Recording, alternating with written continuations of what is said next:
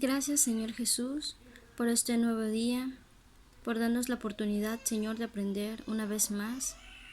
Y disponemos este tiempo para ti, Señor, para que tú nos hables, para que tu Espíritu Santo sea enseñándonos y guiándonos a toda verdad, Padre.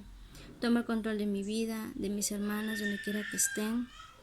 Toma el control, Dios, de todo nuestro alrededor y sé tú obrando, Señor, en nuestra mente, en nuestro corazón, en cada parte de nuestra vida, Señor, sé tú obrando, Padre. A ti la gloria y la honra. En el nombre de Jesús, amén. Bueno, hoy vamos a leer Colosenses, para continuar con la lectura, Colosenses capítulo 3, versículo 18 en adelante, que es la lectura que nos corresponde. Dice así la bendita palabra de Dios: Casadas, estén sujetas a vuestros maridos, como conviene en el Señor. Maridos, amad a vuestras mujeres, y no seáis ásperos con ellas. Hijos, obedeced a vuestros padres en todo, porque esto agrada al Señor. Padres, no exasperéis a vuestros hijos, para que no se desalienten. Siervos, obedeced en todo a vuestros amos terrenales, no sirviendo al ojo como los que quieren agradar a los hombres, sino con corazón sincero, temiendo a Dios.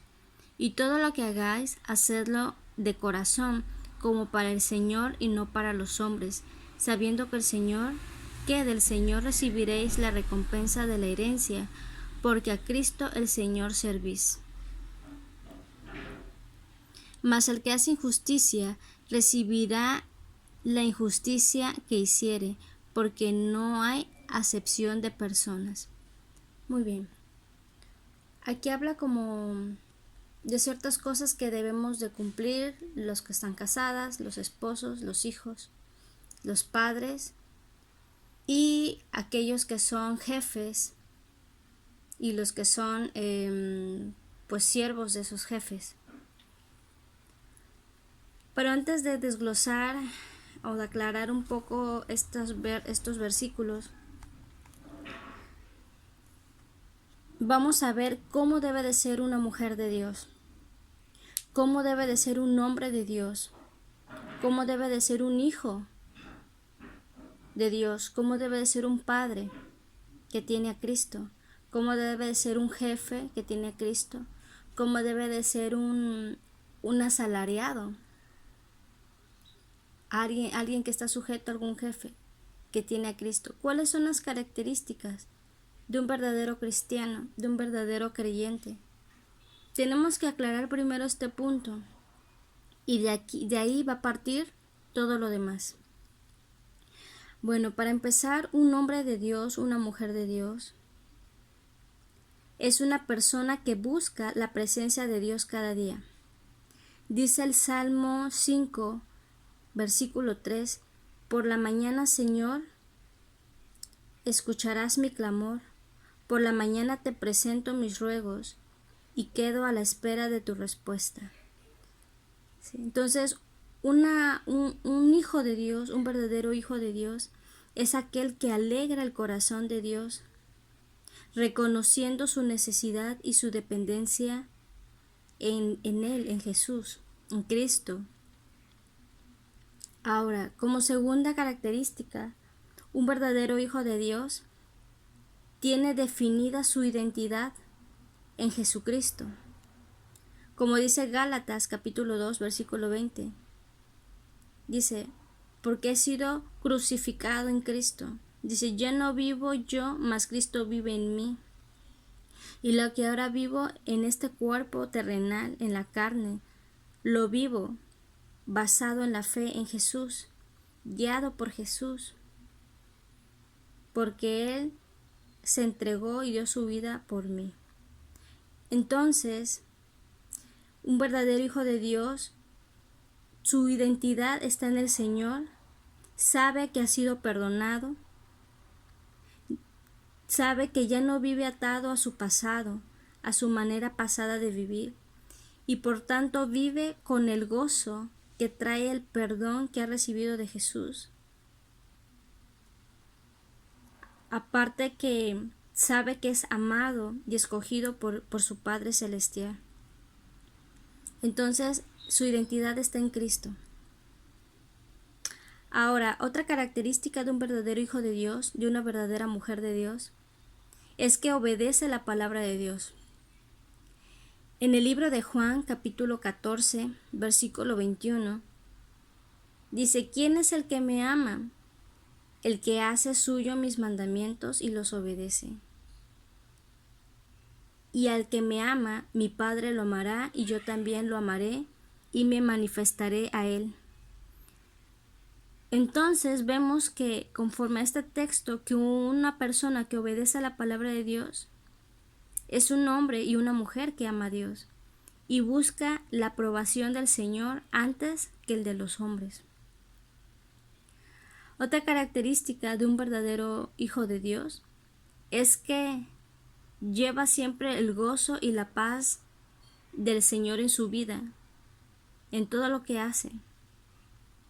Gálatas capítulo 5, versículo 22 al 23 habla de los frutos del Espíritu, que es amor, gozo, paz, paciencia, benignidad, bondad, mansedumbre, templanza. Y dice que contra tales cosas no hay ley.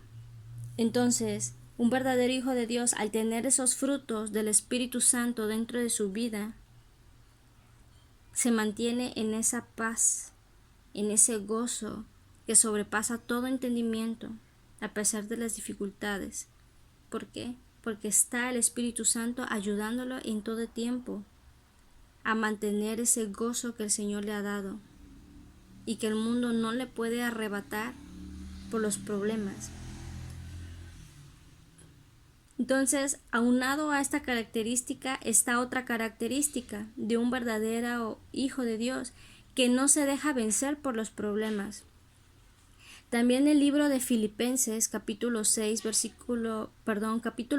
versículo 6, dice: no se inquieten por nada, más bien en toda ocasión, con oración y ruego, presenten sus peticiones a Dios y denle gracias. Entonces, un verdadero hijo de Dios está tan dependiente de Cristo, está tan confiado en su Señor, en su Padre Celestial, que aunque vengan los problemas, su fe no se quebranta. Su fe es inquebrantable y su optimismo está basado en su fe en Jesús, porque tiene la seguridad que Él no lo va a dejar nunca, no lo va a dejar solo. Entonces, esta es una característica fundamental, que no se inquieta por nada. Un verdadero hijo de Dios quizás se preocupa por algo, pero al final deja toda su ansiedad en Jesús. Y pues bueno, estas serían 5 características generales de un hijo, de una hija de Dios. Sea la edad que tenga, estas son las características fundamentales de un verdadero creyente. Entonces, por eso, basándonos a la lectura de hoy, si es un hombre de Dios, una mujer de Dios, un adolescente con estas características, entonces se puede cumplir esta palabra. Si no es un hijo de Dios, estamos pidiendo cosas difíciles. Y a la vez, si se cumplirían estas cosas, hasta sería algo injusto. Porque dice: casadas, estén sujetas a vuestros maridos, como conviene en el Señor. Maridos, amen a vuestras mujeres, y no seáis ásperos con ellas. Hijos, obedezcan a sus padres. Padres, no hagan enojar a sus hijos, para que no se desanimen. Pero qué hermoso es esta enseñanza cuando el esposo tiene un corazón que agrada a Cristo. Va a amar a su mujer, a su esposa, porque el amor del Señor está en el corazón del hombre para amar a su esposa. Y viceversa, si es una mujer de Dios, una mujer que busca la presencia de Dios todo el tiempo, que obedece la palabra, que está gozosa y confiada en Cristo a pesar de los problemas, va a ser capaz de respetar a su esposo. Y lo mismo con los hijos. Entonces, profundizando un poco más sobre la esposa y el esposo, vamos a leer Efesios capítulo 5, versículo 24.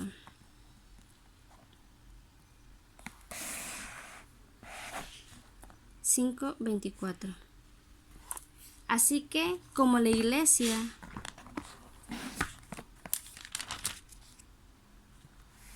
está sujeta a Cristo, así también las casadas los tienen a sus maridos en todo. Maridos, amad a vuestras mujeres, así como Cristo amó a la iglesia y se entregó a sí mismo por ellas. Vamos a hacer ahí una pausa. Dice que la manera en que el esposo debe de amar a la esposa es de la manera en como Cristo amó a su pueblo. ¿Y cómo amó Cristo a su pueblo? Dio su vida en la cruz por la iglesia. Entonces, ¿qué podemos entender con esto? Que la piedra preciosa de un esposo debe de ser su esposa. Lo principal, lo que más debe de cuidar, como lo más preciado, debe de ser su esposa. Qué hermoso está esto.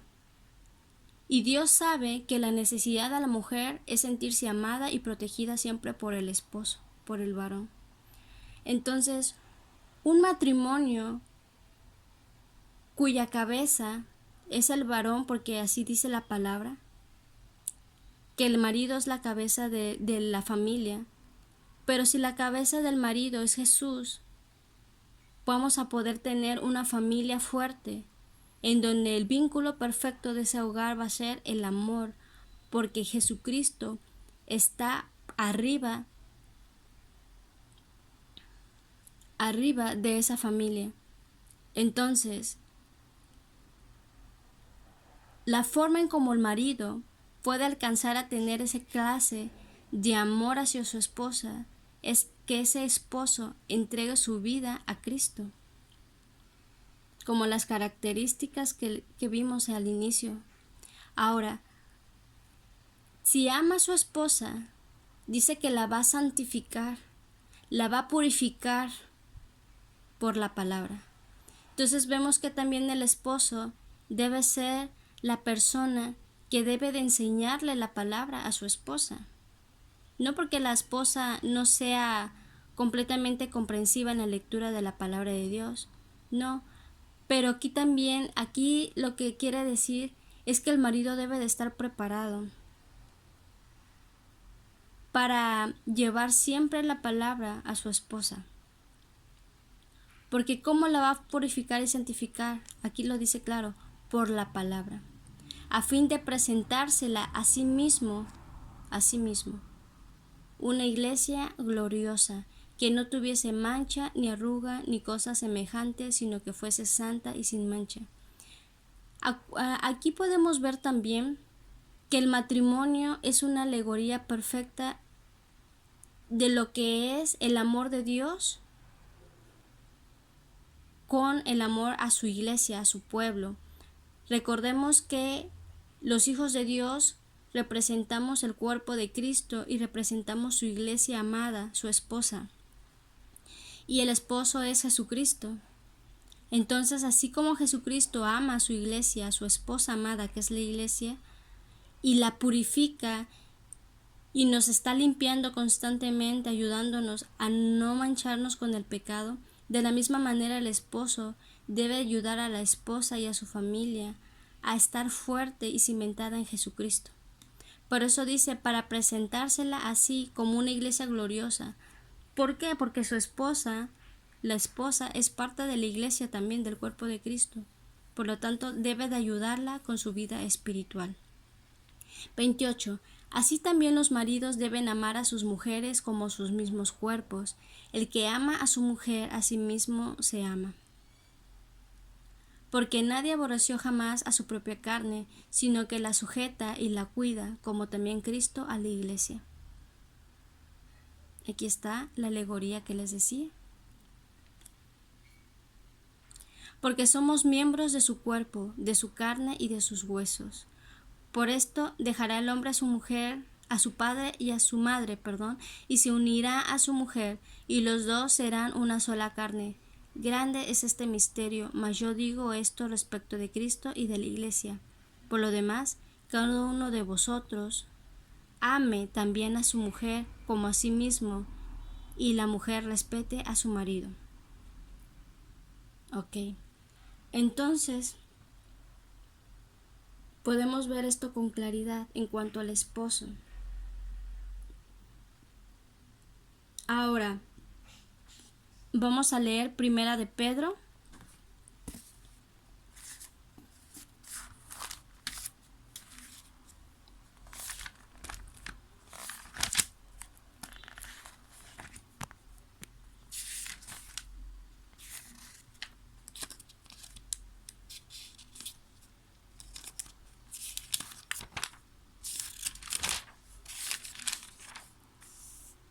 Primera de Pedro 3, versículo 7. Ay, perdón, estoy en segunda.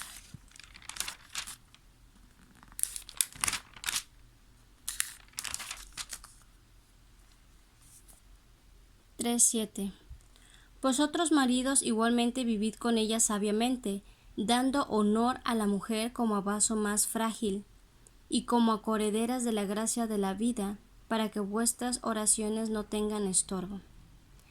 Aquí prácticamente está diciendo: esposos, sean comprensivos con sus esposas, denles el honor, el respeto que les corresponde, teniendo en cuenta que ellas son más delicadas y están llamadas a compartir con ustedes la vida que Dios les dará como herencia, o sea, la vida eterna. Háganlo así para no poner estorbo a sus propias oraciones. Entonces, si el esposo trata mal a la mujer, a su esposa, dice que sus oraciones van a tener estorbo.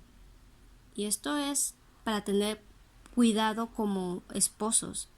Entonces, si el varón, un esposo creyente, quiere que sus oraciones las escuche Dios, las escuche el Padre, pues entonces debe de empezar a tratar bien a su esposa. Por eso dice, vivir con ella sabiamente, dándole honor, o sea, respetándole, dándole su lugar como lo que es, como algo frágil, porque su mujer también va a heredar la vida eterna junto con él, junto con su marido. Ok, entonces esas son algunas características. Ahora, la mujer también tiene, como lo que hemos leído, la mujer también tiene trabajo por hacer, que es respetar a su esposo y sujetarse a su esposo. Por eso el esposo también debe de ser respetuoso con su mujer, para que de esa manera la mujer se pueda sujetar a su marido.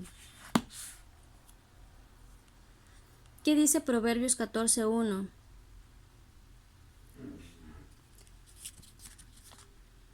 Vamos a leerlo.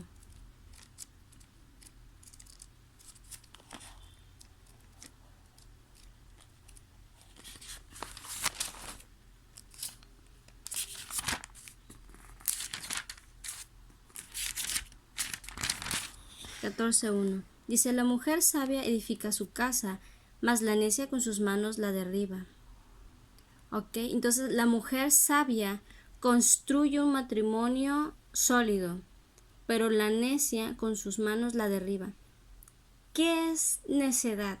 ¿Qué es ser necio? ¿Qué es ser necia? Según el diccionario dice que es una persona que insiste en caer en sus propios errores, que se aferra a una idea o se aferra a una postura equivocada,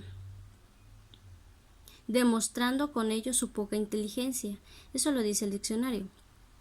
Ahora, más adelante en el 3 dice que en la boca del necio está la vara de la soberbia. mas los labios de los sabios los guardarán. Entonces, una persona necia también tiene mucha soberbia, siempre está saliendo de su boca palabras altivas, de soberbia, de falta de humildad. Entonces, si una persona necia siempre está inquiriendo en sus mismos errores y no los reconoce, pues va a ser muy difícil que dentro de un matrimonio donde debe de haber mucha comunicación y muchos acuerdos, no se logre esto. ¿Por qué? Porque va a haber una falta de reconocimiento de sus errores. Entonces, la mujer debe de ser sabia, y recordemos que la sabiduría la da el Señor, que Él la da abundantemente y sin reproche. Muy bien. Continuando con Colosenses. Eso es en cuanto a los hombres, a los maridos y a las esposas. Ahora, dice que los hijos deben de obedecer a sus padres en todo, porque esto agrada al Señor. Dice en todo. Claro está que el padre también debe de ser conforme al corazón de Dios. No puede hacer una bajeza el hijo si el padre le pide una bajeza. Claro que no. Pero bueno, los hijos, recordemos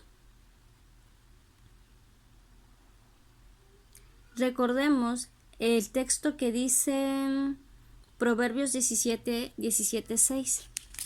A ver, lo vamos a leer rápido. Salmos, Proverbios. Proverbios 17:6.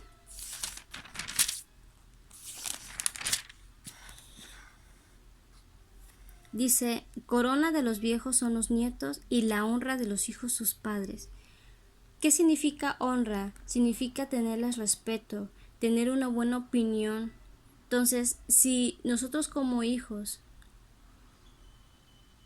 nuestra honra son nuestros papás, sean como sean, porque aquí la Biblia dice que la honra de los hijos son sus padres. No dice, si tus padres fueron buenos, entonces son tu honra, si no, no son tu honra. No, aquí dice que la honra de los hijos son tus padres. Entonces, si ellos son nuestra honra, si ellos son nuestro orgullo, si ellos deben de ser esa honra, entonces debemos obedecer a nuestros padres, ¿sí? Porque esto agrada al Señor. Esto agrada. Es algo agradable para Dios. También vemos en Efesios capítulo 6, versículo 2 al 4, que debemos honrar a nuestros padres. Dice, honra a tu padre y a tu madre para que te vaya bien. ¿Sí? Y este es el primer mandamiento con promesa. Vamos a leerlo. Efesios 6, 2. Dice, honra a tu padre y a tu madre, que es el primer mandamiento con promesa, para que te vaya bien y seas de larga vida sobre la tierra. Para que te vaya bien. Entonces, si nosotros honramos a nuestros papás, vemos por ellos, aunque ya estemos casados, pero seguimos viendo por ellos, hablándoles, viendo si necesitan algo, vamos a tener una recompensa que dice que es que nos vaya bien y para que tengamos larga vida. Ahora, regresando al inicio en Colosenses, dice, ahora padres, no exasperéis a vuestros hijos para que no se desanimen, no los hagan enojar. Hay padres que son muy injustos con los hijos, que regañan sin primero preguntar si realmente hicieron lo que hicieron, simplemente dan por hecho que lo hicieron y muchas veces no es así, pero por lo pronto ya los regañaste o ya los regañamos y ya los hicimos sentir mal y ya los llenamos de alguna inseguridad. Por eso dice aquí en Efesios 6:4 dice, padres, no provoquéis a ira a vuestros hijos, sino criadlos en disciplina y en amonestación del Señor. Esa parte de que debemos de criarlos en disciplina conforme a Dios, quiere decir que debemos de ser justos, que cuando las corrijamos no sea golpeándolos, sino debe de ser con la vara de la corrección, en sabiduría, en mansedumbre, en amor, en humildad, sin lastimar sus cuerpos ni sus emociones. Aquí entra algo especial, ya es la ayuda del Espíritu Santo dentro de los padres para poder disciplinar como es justo a nuestros hijos. Ahora, continuando con Colosenses, ahora dice siervos. Aquí se refiere a todos aquellos que tenemos jefes, como mi caso. Dice, ustedes siervos, obedezcan en todo a sus amos terrenales, no sirviendo al ojo como los que quieren agradar a los hombres, sino con corazón sincero temiendo a Dios. Ahora vamos a regresarnos a Efesios. Si se dan cuenta, Efesios capítulo 6 es como una copia de lo que estamos leyendo de Colosenses 3. Ahora dice, siervos, obedeced a vuestros amos terrenales con temor y temblor, con sencillez de vuestro corazón, como a Cristo. ¿Sí? No sirviendo el ojo como los que quieren agradar. Entonces, nosotros como asalariados, o que tenemos un jefe, debemos de respetar a nuestros jefes. No insultarlos, o si son, aunque sean malos jefes, no pagar de la misma forma, ¿no?, a nuestros jefes. O ahora, hablando de jefes o de jerarquías mayores a nosotros, tenemos por ejemplo a nuestros gobernantes, a nuestro presidente. Nuestra responsabilidad es orar por ellos, es orar por los que tengan un cargo público o tengan un poder. Entonces nosotros tenemos que orar por ellos, ¿sí? Ser buenos siervos, ser buenos empleados. Ahora, por eso dice, como los que quieren agradar, dice, sino como siervos de Cristo de corazón, haciendo la voluntad de Dios. Entonces, si la voluntad de Dios es que también amemos a nuestro prójimo, amemos a nuestros jefes, ellos también son nuestro prójimo. Ahora dice, sirviendo de buena voluntad como al Señor y no a los hombres, sabiendo que el bien que cada uno hiciere, ese recibirá del Señor, sea siervo o sea libre. Y vosotros, amos, haced con ellos lo mismo, dejando las amenazas, sabiendo que el Señor de ellos y vuestro está en los cielos, y que para Él no hay acepción de personas. Aquí ya le está hablando a los jefes. Hay jefes que amenazan a sus empleados, y esto no debe de ser así, ¿sí? Porque los dos, tanto el jefe como el empleado, valen lo mismo para el Señor y para el reino de los cielos. Valen lo mismo, no hay acepción de personas. Y ya para concluir, dice, y todo lo que hagas, hacedlo de corazón como para el Señor y no para los hombres, sabiendo que del Señor recibiréis la recompensa de la herencia, porque a Cristo el Señor servís. Mas al que hace injusticia recibirá la injusticia que hiciere, porque no hay acepción de personas. Entonces, todo lo que hagamos, si tenemos que atender a nuestros esposos, hagámoslo como si estuviéramos atendiendo a Jesucristo mismo. Si vamos a corregir a nuestros hijos, hagámoslo como si estuviéramos atendiendo al mismo Señor. Todo lo que hagamos tiene que ser como para el Señor y no para los hombres.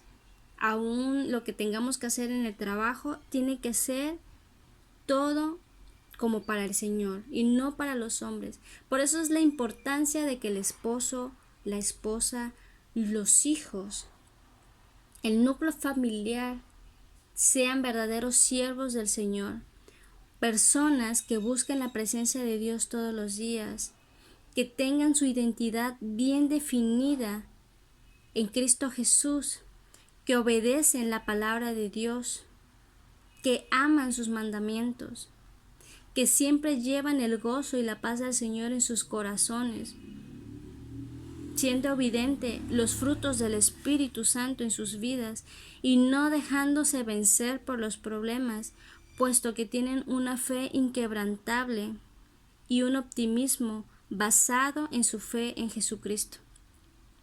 Si no es así, no podemos llegar a esto.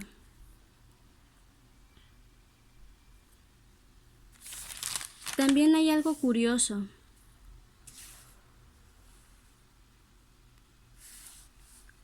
Debemos estar orando siempre por nuestro esposo, por nuestra esposa, porque si no estamos en unidad como matrimonio, va a haber una fractura, un fracaso. Entonces, debemos de estar en comunión con nuestros esposos.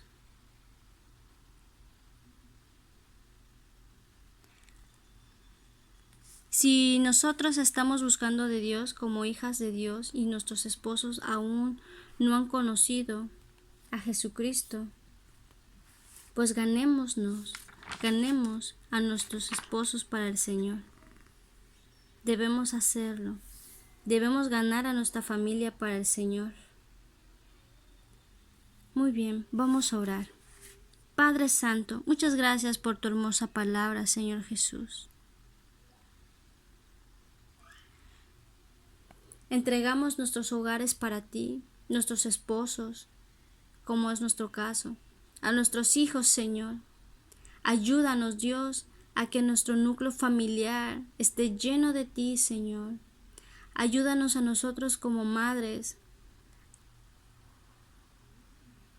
a hacer bendición a nuestros esposos, a ser de bendición para nuestros hijos, para nuestros padres, a honrarlos y respetarlos, a ser también buenas empleadas, Señor, y ser eficientes en nuestros empleos. Que todo lo que hagamos sea un testimonio de tu vida en nuestras vidas, para que el día de mañana, a través de nuestro testimonio, podamos ganarnos para ti, a ellos, Señor. Padre, y si han habido discusiones en nuestro matrimonio, perdónanos. Si hemos a veces sido mujeres necias y poco sabias, perdónanos. Ayúdanos, Señor, a ser mujeres que te amen a ti conforme todas las cosas. Mujeres que busquen tu presencia cada día, cuya identidad esté en ti, Señor. Ayúdanos, Padre, a obedecer tu palabra, a llevar los frutos de tu Espíritu Santo en nuestras vidas. Y ayúdanos a dejar todo desánimo ante los problemas, Padre. Que no se inquiete nuestro corazón por nada, sino que verdaderamente tengamos una seguridad de que tú estás con nosotras. Sé tú, Señor, en nuestro hogar. Sé tú, Señor, con nuestros padres, con nuestros hijos. Señor, y si nuestros esposos en algún momento han sido injustos, en esta hora, en el nombre de Jesús, soltamos el perdón. Decidimos perdonarles hoy. Y si es necesario platicar con ellos, hacer un espacio para platicar con ellos, danos valor para hacerlo, pero para hacerlo en amor, para ponernos en paz con ellos, no para pelear y no para seguir la discusión. Señor, danos gracia, danos sabiduría, danos templanza, danos mansedumbre. Ayúdanos a actuar en amor y en misericordia, Señor. Padre, arranca de nuestro corazón toda ofensa que nos hayan dicho nuestros esposos, toda ofensa que nos hayan dicho nuestros hijos o nuestros propios padres. Arráncalo, Señor. Si hay alguna raíz de amargura, algún sentimiento de soledad, de tristeza, de división, algo ahí, Señor, quítalo, Padre. Quítalo, Señor, sana nuestros corazones. Sánanos, Señor, por completo. Toda herida, toda soledad, todo desaliento, quítalo, amado Jesús. Quítalo, quita toda desesperación, toda culpa, toda soledad. Quítalo de nosotros, Señor. Toda confusión, toda tristeza, todo abatimiento en nuestra alma, quítalo, Señor. Quita toda baja estima, todo espíritu de venganza, todo espíritu de duda, de soberbia. quítalo, Señor. Todo lo que pudiese estar ahí en nuestro corazón, distrayéndonos de tu palabra, quítalo, Señor. Todo aquello que nos impide avanzar en ti, quítalo, Padre Santo. Queremos tener una vida sana, una vida, Señor, que te agrade, y queremos tener un matrimonio saludable, que gobernado por ti, Señor. Sé tú, amado Padre Celestial. Sé tú, Señor Jesús amado. Bendecimos a nuestros esposos en el nombre de Jesús. Haz de ellos, Señor, unos esposos, unos hombres conforme a tu corazón. Bendecimos sus trabajos en el nombre de Jesús. Bendecimos sus pensamientos, su vida en el nombre de Cristo Jesús. Bendecimos a nuestros hijos, Señor. Haz de nuestros hijos unos hombres y unas mujeres temerosas de ti, Señor, con principios tuyos, con temor a ti, Señor. Porque escrito está que el principio de la sabiduría es el temor a Jehová.